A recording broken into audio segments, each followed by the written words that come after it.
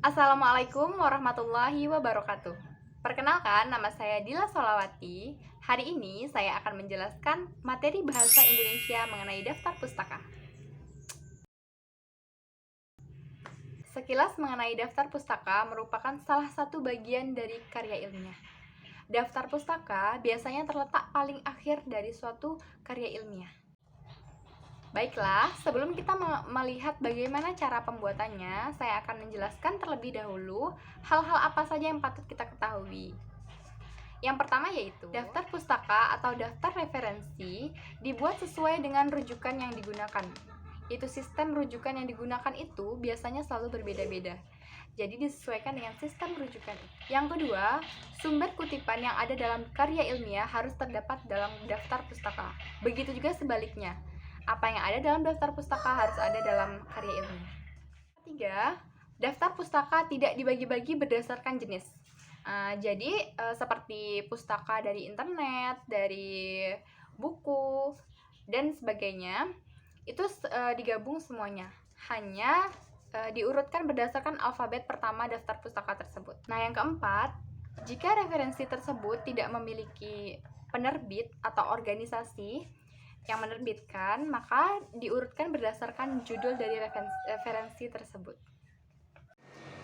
Oke, yang kelima, jika nama pengarang hanya satu orang, maka namanya akan dibalik. Nama terakhir menjadi di awal, dilanjutkan dengan tanda koma, lalu dilanjutkan nama tengah dan nama akhir. Oke, kita lanjut yang keenam. Seperti pada poin 5, poin 6 ini juga mengenai nama pengarang atau nama penulis. Dalam suatu karya tulis, jika terdapat lebih dari satu penulis, maka akan dituliskan nama pertama yang akan dibalik dan selanjutnya tidak ada yang dibalik, dan tanpa dibuat dengan DKK atau dengan kawan-kawan. Next, yang ketujuh. Apabila ada karya tulis dengan pengarang yang sama, maka pengurutannya adalah berdasarkan yang pertama terbit hingga yang terbaru. Oke, selanjutnya, jika seorang pengarang memiliki suatu karya tulis dalam satu tahun yang sama, maka pengurutannya berdasarkan huruf kecil setelah tahun. Misalnya 1980A, 1980B, maka akan diurutkan berdasarkan angka tersebut. Selanjutnya, judul referensi dalam suatu daftar pustaka dituliskan secara italik, atau jika ditulis dengan tangan, maka harus digarisbawahi. Oke, selanjutnya, apabila penerbit merupakan dari PT, CV, ataupun yang lainnya, maka itu tidak disebutkan. Contohnya, PT Gramedia Utama, maka PT tidak akan disebutkan. Langsung saja penerbitnya dibuat Gramedia Utama. Baiklah, hampir yang terakhir, dalam penulisan daftar pustaka selalu diakhiri dengan tanda titik. Nah, kita sampai pada yang terakhir. Cara penulisan setiap daftar pustaka ini kan berbeda-beda dari setiap literatur yang kita baca atau yang kita ambil referensinya. Jadi kita akan langsung masuk pada cara pembuatannya berdasarkan referensi. Yang pertama, berdasarkan referensi buku. Jika dalam pembuatan daftar pustaka buku, yang pertama ditulis adalah nama pengarang, lalu tahun terbit, lalu judul referensi atau judul buku tersebut, lalu kota terbit dan penerbit, seperti yang di sini. Baiklah, yang kedua kita masuk pada sumber dari artikel jurnal. Yang pertama, seperti di awal, nama pengarang, tahun terbit, judul, dan dilanjutkan identitas lain dari artikel tersebut menggunakan tanda koma. Baiklah, kita masuk yang ketiga, yaitu artikel yang terdapat dalam koran atau majalah. Yang pertama kita tulis adalah nama pengarang, tahun terbit, dan judul, lalu identitas lain.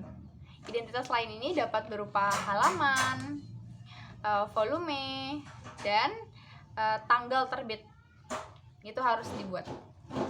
Baiklah, kita lanjutkan yang keempat. Yang keempat, apabila artikel ini kita dapat dari koran yang tidak terdapat nama pengarangnya, maka kita buat penerbitnya di awal. Misalnya koran Singgalang, nama korannya dulu, lalu tanggal terbitnya, judul, dan identitas lainnya seperti halaman dan yang lain-lain. Baiklah, kita masuk yang kelima. Apabila sumber terdapat dari dokumen resmi pemerintah yang diterbitkan oleh suatu penerbit tanpa pengarang dan tanpa lembaga, yaitu dimulai dengan judulnya. Judulnya dilanjutkan dengan tahun dan kota penerbit, lalu siapa penerbitnya.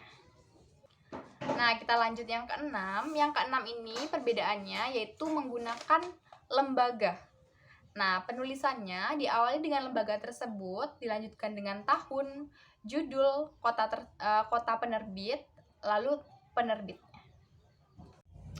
Oke, kita lanjut yang ketujuh. Yang ketujuh ini apabila yang kita buat merupakan hasil terjemahan. Jadi yang pertama kita buat nama pengarang buku tersebut atau penulisnya, dilanjutkan tahun terbit buku yang asli, lalu judulnya, dilanjutkan dengan penulisan diterjemahkan oleh siapa yang menerjemahkan, lalu dilanjutkan dengan tahun buku yang telah diterjemahkan. Setelah itu baru kota penerbit yang sudah diterjemahkan dan penerbitnya. Baiklah, yang selanjutnya yang ke-8, yaitu jika sumber merupakan dari skripsi, tesis, disertasi, atau buku ajar yang belum diterbitkan, maka penulisannya yang diawali dengan penulis, tahun terbit, judul dari karya ilmiah tersebut, lalu diikuti dengan jenis karya ilmiah tersebut. Misalnya skripsi, dituliskan skripsi, lalu dilanjutkan dengan nama kota dan fakultas dari penulis. Oke, ini contoh apabila kita mengutip dari skripsi, dan ini contoh apabila kita mengutip dari buku ajar yang belum diterbitkan.